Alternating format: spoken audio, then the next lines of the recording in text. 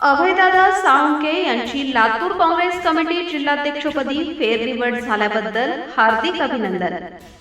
लातूर जिल्हा काँग्रेस कमिटीच्या जिल्हाध्यक्षपदी अभयदादा साळुंके यांची फेरनिवड झाल्याबद्दल मनपूर्वक अभिनंदन व आपल्या नेतृत्वाखाली लातूर जिल्हा काँग्रेस कमिटी नक्कीच उंचीवर जाईल, याच पुढील कार्यास हार्दिक शुभेच्छा।